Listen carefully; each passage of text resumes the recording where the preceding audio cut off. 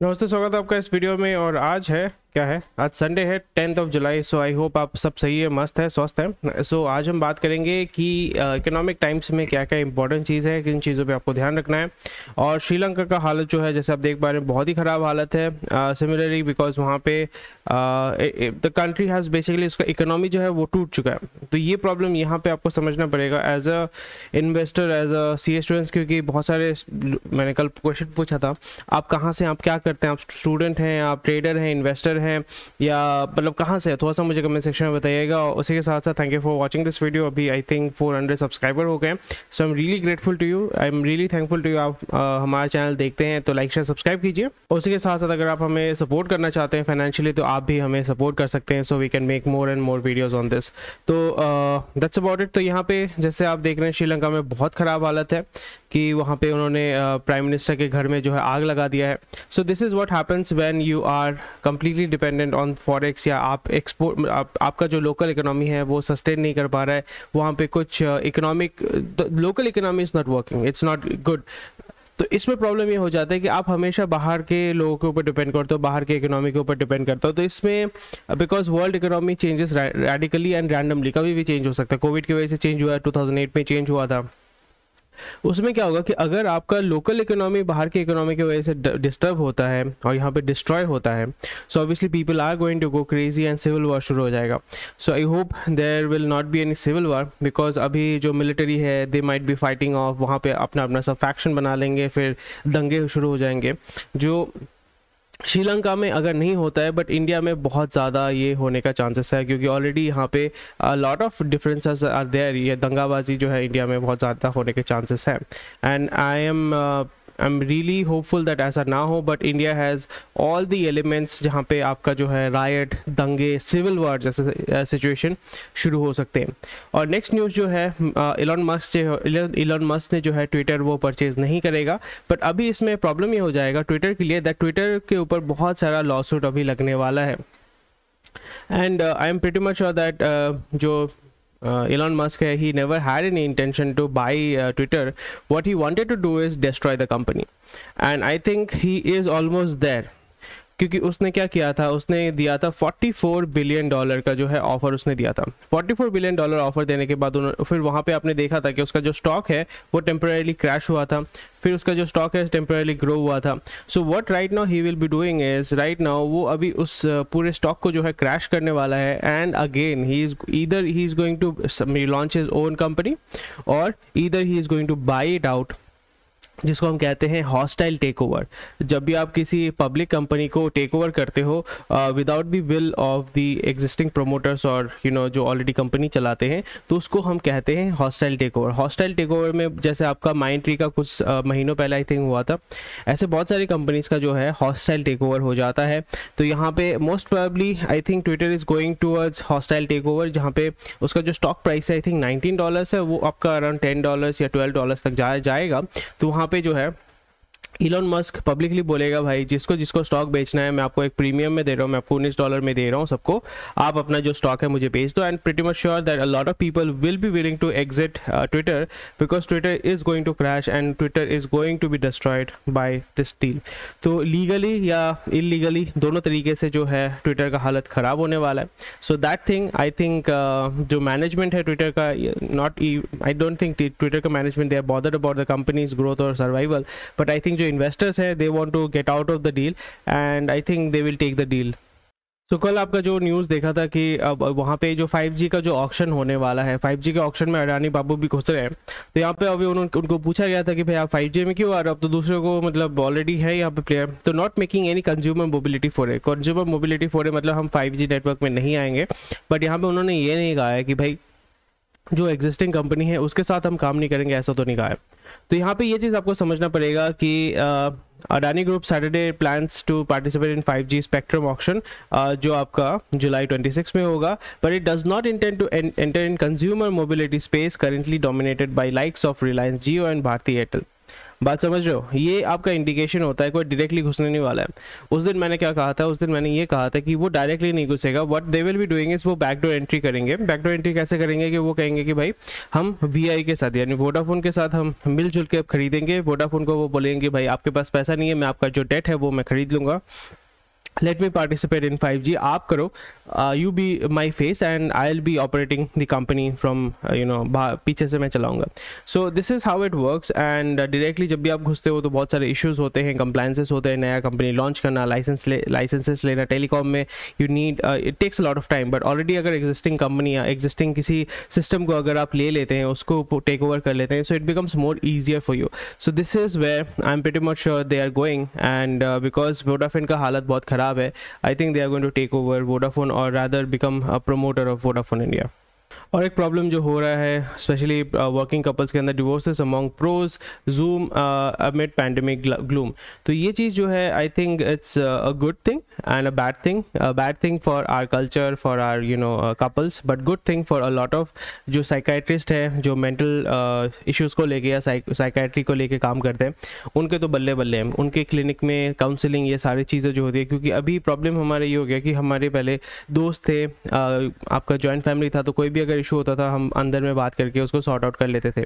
पर अभी क्या है, सब न्यूक्लियर फैमिली है, सबको इंडिपेंडेंट फील करते हैं, तो वहाँ पे उसमें प्रॉब्लम ही हो जाता है कि हमारा ईगो इश्यूज होते हैं and we do not want to listen to, and what we do is we pay someone to listen to our problems and they're like what do you think।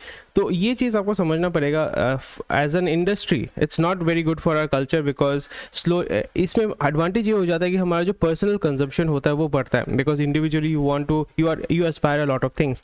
Mostly आप material चीज़ों को aspire करते हैं and you buy a lot of things, but in this situation I think it's a very bad thing for our culture, our society, but it's very good for our psychiatry business या mental help, या उसके लिए बहुत अच्छा है। Drug company के लिए बहुत अच्छा है, क्योंकि जब भी आप डिप्रेशन में होते हो, जब आपका डिवोर्स होता है, तो आपको जो है साइकाइट्रिस्ट दवाई देते हैं। क्या दवाई देते हैं? नींद का दवाई देते हैं, अलग अलग दवाई देते हैं। तो जो इंडस्ट्री यहाँ पे आपको बेनिफिट करेगा, and I am talking from a completely business point of view, तो यहाँ पे फार्मा इंडस्ट्री का बहुत अच्छा फायदा है। जो health industry, mental health industry, जो इट्स नॉट कम्प्लीटली हेल्थ के यहाँ पे लाइसेंसेस की जरूरत नहीं होती है, या जस्ट काउंसिलिंग इंडस्ट्रीज को हम कहते हैं, उसका सबसे अच्छा ग्रोथ होने वाला है। वो ऑनलाइन ऑफलाइन दोनों का जो है ग्रोथ होने वाला है। प्रैक्टो जैसे वेबसाइट जो बेसिकली असाइन करते हैं ऑनलाइन कंसल्टेशन के लिए, उनका ग्रोथ होने वाला है। So that is something to be taken care of. It's very bad. I think it's very good for business, but it's very bad for our culture and our society and our country. And I completely forgot, lawyers का तो फायदा ही है ना। आप यहाँ पे divorce के लिए लॉयर के पास जाओगे, लीगल कंसल्टेशन के लिए जाओगे, भाई उनका तो भाई बल्ले बल्ले, they will make a lot of money on this. And यहाँ पे because our legal laws are so skewed towards women, जो बंदे होंगे, जो लड़के होंगे, उनका तो मतलब लगने वाला है। So this is something to be concern about. और अगर आप if you are getting married and if you are planning to get married, prenup बोलते हैं, प्रीनप्चुअल एग्रीमेंट होता है, वो आप थोड़ा सा चेक कर सकते हैं, बिकॉज हमारे यहाँ पे द लॉ स्टेट्स दैट आपको एलिमनी देना पड़ेगा, 50% प्रॉपर्टी देना पड़ेगा। If you do not want to go through that, I think prenuptial agreement is the best way to go. And जो हमने देखा था कि एनएससी टैपिंग केस में जो आता है, NSC legal phone tapping, SEBI and EY under CBI lens, तो यहाँ पे इवन जो गवर्नमेंट बॉडी है, सेबी जो है गवर्नमेंट बॉडी है, और ईवाई जो आपका बेसिकली ऑडिटिंग करती है, उसके ऊपर भी आपका जो छापेमारी होगा, because I am pretty much sure that they are also involve, because SEBI का काम होता है मॉनिटर करना, उसको चेक करना, वहाँ पे कोई भी अगर इरेगुलरिटी होता है, even if it's a company, if it's a stock exchange, यहाँ पे उनका काम होता है उसको मॉनिटर करना, but they have failed. And EY जो है, दे आर ऑडिटर्स, तो उनका काम होता है। ईवाई का अभी इसमें प्रॉब्लम हो जाएगा, ईवाई का जो है वैल्यू या रेपुटेशन वो डैमेज होगा, एंड सेबी का भी जो रेपुटेशन है डैमेज होगा। अगर बाद में ये अगर किसी के ऊपर पेनल्टी लगाते हैं, तो ये काउंटर, वो कंपनी या वो आपका जो सेक्टर है, वो फिर काउंटर केस करेगा कि सेबी एनएससी को चेक नहीं कर सकता, मुझे क्या चेक कर रहा है। तो बेसिकली यहाँ पे ये प्रॉब्लम हो जाता है कि आपका जो रेपुटेशन है that gets damage, and if your reputation is damage, it takes a lot of time to recover that, build that reputation. And this is, I think, it will be slowly and gradually it will be a turning point. Russian firms launch charter ships to India. तो ये चीज़ जो है, जैसे मैंने बताया कि America जो है, अमेरिका का जो हेगेमोनी या डोमिनेंस जो है वो स्लोली एंड ग्रेजुअली टूटेगा, and Russia is taking that step. Russia जो है वो ऐसा एक बंदा है जो सबके लिए लड़ रहा है. तो यहाँ पे रशिया जो कर रहा है, what they are trying to do here is they are going to have a very long war in Ukraine. And what Russia is intentionally doing, ये मतलब उसका बाई प्रोडक्ट है. रशिया का यूक्रेन का वॉर एक बाई प्रोडक्ट है. उनका main objective ये है कि कैसे मैं यूरोप और अमेरिका को तोड़ूंगा, यानी उसका जो डोमिनेंस है उसको मुझे तोड़ना है. एंड यहाँ पे China is helping Russia, and India is also indirectly supporting Russia, because we are also giving them all the financial support. And वहाँ से हम लोग सामान खरीद रहे हैं, ऑयल खरीद रहे हैं, कोल खरीद रहे हैं. सो और रशिया जो है, रशिया हमें चार्टर्ड शिप में जो है नेसेसरी सप्लाई दे रहा है. ये चीज़ बहुत बहुत अच्छा है हमारे देश के लिए, हमारी इकोनॉमी के लिए, क्योंकि जहाँ पे आपका रुपी आपका वीक हो रहा है, आपका डॉलर स्ट्रांग हो रहा है, तो we can not afford dollar after a point of time. हमारे फॉरेक्स रिजर्व जो है वो ख़त्म हो जाएंगे. तो उसको हमें अगर बचाना है तो हमें ऑयल चाहिए, गैस चाहिए, कोल चाहिए, और वो हमें रशिया देगा, और वो भी सस्ते में देगा. और अगर रूबल में हम परचेज करते हैं तो फिर हमें फॉरेक्स रिजर्व्स का मतलब we do not have to bother about, because when we are directly dealing with rupee and rouble, why do we need dollar. हमें डॉलर तभी चाहिए होता है जब हमें इंटरनेशनल वो, दिस इज़ द डोमिनेंस ना, आपको रुपी को डॉलर में कन्वर्ट करना है, फिर वो डॉलर में आपको पेमेंट करना है, जो आपका ऑयल में करना होता है जब आप सऊदी से ओपेक से परचेज करते हो. बट जब आप रशिया के साथ डील कर रहे हो, बोल रहे हो कि भाई मैं आपको रूबल में दूंगा, मतलब रुपी रूबल में दूंगा, वहाँ पे डॉलर का बात ही नहीं है. So dollar does not matter that. So इस जगह पे अगर India is able to do it, and Russia is I think trying to break that dominance, and we should completely support Russia in this. So this is where I think जो आपके typical enemies होते हैं, even Iran, they are also kind of helping India and Russia, क्योंकि वहाँ से आपका passage होकर India में आ रहा है. So these are the things I think we should keep in mind, and we have to work on this. China, Russia, Iran, so we have to come together so we can survive. नहीं तो India का भी हालत कुछ दिन बाद श्रीलंका जैसा होगा, बिकॉज हमारा फॉरेक्स रिजर्व खत्म हो जाएगा, हम तेल नहीं खरीद पाएंगे, हम कोल नहीं खरीद पाएंगे, फिर क्या करेंगे. No impact of repo rate hikes on home sales. ठीक है, आप कह रहे हो, ठीक है, बहुत अच्छी बात है, बट यहाँ पे आपको समझना पड़ेगा कि आपको ये सबसे पहले समझना है what is repo rate. Repo rate का मतलब होता है कि जिस रेट पे, यानी इट्स ऑल्सो इंटरेस्ट रेट, जिस रेट पे आरबीआई जो है पैसा देता है बैंक्स को, वो बैंक क्या करते हैं, वो पैसा लेके फिर अपने अपने अलग जो फाइनेंशियल टूल्स हैं, इंस्ट्रूमेंट्स को चलाते हैं. फॉर एग्जांपल, मुझे अगर मैं बैंक चलाता हूँ, मैं तो खुद अपना पैसा छाप नहीं सकता, मुझे पैसा चाहिए, मैं क्या करता हूँ, आरबीआई के पास जाता हूँ, आरबीआई को बोलता हूँ कि भैया आप मेरे को 10 करोड़ रुपए दो, और वो 10 करोड़ रुपए आपको मे बी 2% या आपको रेपो रेट में एक सर्टेन रेपो रेट में वो देते हैं. तो फिर क्या करते हो, वही पैसा लेके फिर आप रिटेल में आप उसको लोन पे देते हो, किसी को 5%, किसी को 10%. तो जब आपका जिस रेट पे आप ले रहे हो वो रेट अगर बढ़ेगा, तो जिस रेट पे आप दे रहे हो वो भी तो बढ़ाना पड़ेगा ना आपको, अगर सर्वाइव करने के लिए. तो यहाँ पे वो कह रहे हैं कि प्राइमरीली आप लोन क्यों लेते हैं, घर खरीदने के लिए और आपका गाड़ी खरीदने के लिए. सो प्राइमरीली गाड़ी कल भी होने से चलेगा, सेकेंड हैंड गाड़ी होने से भी चलेगा, गाड़ी नहीं होने से भी चलेगा, बट घर तो चाहिए ना सबको. सो यहाँ पे वो बोल रहे हैं कि repo rate hike on home sales effect नहीं करेगा, but it is going to effect. The recent surge in property prices due to the increase in cost of raw materials, Reserve Bank of India decision to increase repo rate twice during the quarter has little impact. ये सब जो बोल रहे हैं, it's fine.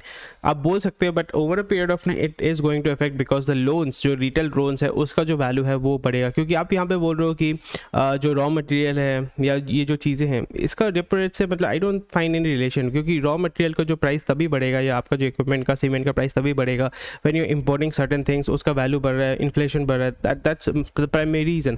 Correct me if I am wrong. आपका जो raw material का price अगर बढ़ रहा है उसके साथ रिपो रेट का क्या रिलेशन है. Repo rate is primarily affecting those, जैसे मैं अभी लोन लेता हूँ, मुझे 10% में मिला था, रिपो रेट बढ़ गया तो वो 12% हो गया, आई हैव टू पे मोर फॉर दैट. तो मैं उसको अगर पे नहीं कर पाऊंगा, मैं डिफॉल्ट करूंगा तो एनपीए बढ़ेगा बैंक का, और वो जो होम मैंने ख़रीदा है उसको मैं एक्वायर नहीं कर पाता हूँ, वो भी पड़ा रहेगा, वो स्टॉक में पड़ा रहेगा, वो स्टॉक पाइल बढ़ता रहेगा. सो this is I think slowly it is inter related, but आपको ये समझना पड़ेगा कि ये कह रहे हैं कि रेपो रेट बढ़ने से आपका जो है होम लोन या होम परचेज या होम सेल जो है उसमें कोई इफेक्ट नहीं करेगा. I don't agree with that.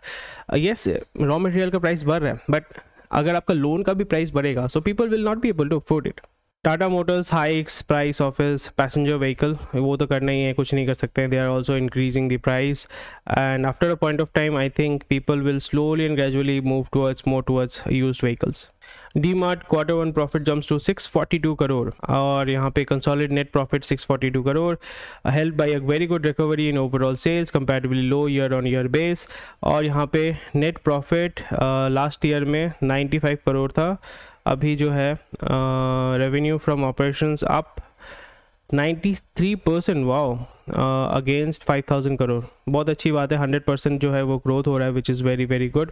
But यहाँ पे आपको देखना पड़ेगा कि व्हाट इज़ ड्राइविंग, कौन सा जो है what is driving, is it retail sales, is it wholesale sales, ये आपको थोड़ा सा रिसर्च करना पड़ेगा. And I think it's a very profitable company and people are making a lot of money from that. Strong job growth in EV space. यहाँ पे आपको देखना पड़ेगा ईवी स्पेस में जो है आपका प्राइमरीली किस तरीके का जॉब ग्रोथ हो रहा है, वो क्या हाई स्किल लेबर है या लो स्किल लेबर है, वो आपको फिगर आउट करना पड़ेगा. अगर हाई स्किल लेबर है तो बहुत अच्छी बात है, लो स्किल लेबर है तो अगर मार्केट में आपका डिमांड ड्रॉप होता है तो they will be fired. So ये चीज़ आपको थोड़ा सा देखना पड़ेगा. There is this question for you, I hope Gujarat या राजस्थान पुलिस मुझे आके मत पकड़ना प्लीज़. यहाँ पे मैं आपको सिर्फ एक क्वेश्चन करना चाहता हूँ कि अगर जो अभी इंसिडेंट हुआ है लास्ट एक महीने के अंदर, do you think anyone would be interested to invest? आप मुझे बताइएगा कमेंट सेक्शन में. एंड अगर नहीं करना चाहते हैं, क्यों नहीं करना चाहते हैं, अगर करना चाहते हैं तो क्यों करना चाहते हैं. And this is something which is very very vital that the law and order situation and the community, मतलब जो लोग जो रहते हैं उनका अगर एक दूसरे के साथ कोऑर्डिनेशन अच्छा नहीं होता है तो फिर for a business it is not a very good thing to go and invest there. तो ये चीज़ आपको समझना पड़ेगा कि कैसे रशिया जो है वो तोड़ रहा है पूरी यूरोप को. सो आपको ये समझना पड़ेगा कि when you are completely dependent, this is a lesson for India and for everyone, for you as a trader as well, कि जब आप एक सोर्स ऑफ रेवेन्यू है, एक source of oil, it can be anything, उसके ऊपर completely जब dependent हो जाते हो तो वो आपको over a period of time it becomes a weapon to blackmail you. So यहाँ पे आपको समझना पड़ेगा कि जो यूरोप एंड स्पेशली जो जर्मनी है, they were like attacking Russia की, नहीं आप गलत कर रहे हो, वी विल डू दिस, आप सैंक्शन लगा रहे हो. So what do you think, आप जब सैंक्शन लगाओगे, आप पे नहीं करोगे, पैसा नहीं दोगे, so what will happen? Obviously the reaction will come. तो इसलिए अभी जो है पुतिन इज़ गोइंग टू, जैसे मैंने कहा कि he is going to destroy the Europe, because वहाँ पे एनर्जी जो आता है, they are not going to get energy. And वहाँ पे अभी विंटर शुरू होने वाला है, अभी आई थिंक विंटर शुरू हो चुका है, शुरू होने वाला है. एंड वहाँ पे आपको गैस चाहिए होता है खुद को गर्म रखने के लिए, सर्वाइव करने के लिए. आई थिंक वो अगर बढ़ गया तो the economy Germany as a whole will break and कोई किसी को बचा नहीं सकता है. सो इस जगह पर जैसे देखते हैं कि whether Germany is worried, yes it they are worried. And Germany, Russia serves more than third of its gas supplies and a lack of viable alternatives. In short term the chance to inflict damage on Europe in retaliation for sanction support for Ukraine may be good for the Kremlin to pass up. ये आपको समझना पड़ेगा. This is something which you have to learn. ये as a business, as a trader, as an investor, as a student आपको ये समझना पड़ेगा कि जब भी आप एक सोर्स ऑफ इनकम, एक सोर्स ऑफ फूड या किसी भी मतलब एक सिंगल सोर्स पे आप जब भी डिपेंड करते हो, दैट पर्सन और that this system becomes your weakness. ये चीज़ आपको समझना पड़ेगा and that is what Russia is doing. इसलिए आप देखोगे after a point of time I think everyone is going to say Russia भाई जो आपको करना है करो, we are not going to engage with you. No signs at G20 of Russia engaging in Ukraine. So अभी US जो है अपना स्टैंड भी वो स्लो करेगा, वो भी नरम करेगा, बोलेगा ठीक है सैंक्शन हम उठा ले रहे हैं, आप जो है यूक्रेन से पुल आउट करो. एंड जितना दिन वो पुल आउट नहीं करेंगे, Russia is going to keep on वो जंग पे चलता रहेगा. Russia is not going to give up. आपको समझना पड़ेगा. This is a very important lesson for you as a trader, as a business investor, that Russia-Ukraine war is a classic example of understanding how if you are, अगर आपका planning, long term planning अगर आपका सही रहता है ना, आपको कोई नहीं तोड़ सकता. इट कैन बी इवन जब आप अपना बिजनेस शुरू कर रहे हैं, आप अगर स्टॉक में इन्वेस्ट कर रहे हैं, कोई भी चीज़ कर रहे हैं, प्रिपेयर कर रहे हैं एग्जाम के लिए, अगर आपका लॉन्ग टर्म इंटेंशन बहुत अच्छा है, क्लीन है, क्लियर है, आपको कोई नहीं तोड़ सकता. दूसरे टूट जाएंगे, आप नहीं टूटोगे. यूक्रेन जो बोल रहा है कि भाई हमें आपका वेपन है, वेपन दे दो, हमें लड़ना है, बट अभी कोई सुनेगा नहीं. बोलेगा कि भाई हमारे पास जिंदा रहने के लिए कुछ नहीं है, आपको हम वेपन कहाँ से देंगे, और वेपन आपको अगर देंगे तो रशिया हमारा जो है पीछे से टाइट दे देगा. So that's about it for today. And आज जितना न्यूज़ है नहीं यहाँ पे. And thank you for watching this video. कोई भी क्वेश्चन क्वेरी है डेफिनेटली मुझे कमेंट सेक्शन में बताइएगा. उसी के साथ साथ अगर आप हमें सपोर्ट करना चाहते हैं तो सपोर्ट कर सकते हैं UPI के माध्यम से, और लाइक शेयर सब्सक्राइब कीजिए. Thank you for watching this video. I will see you tomorrow.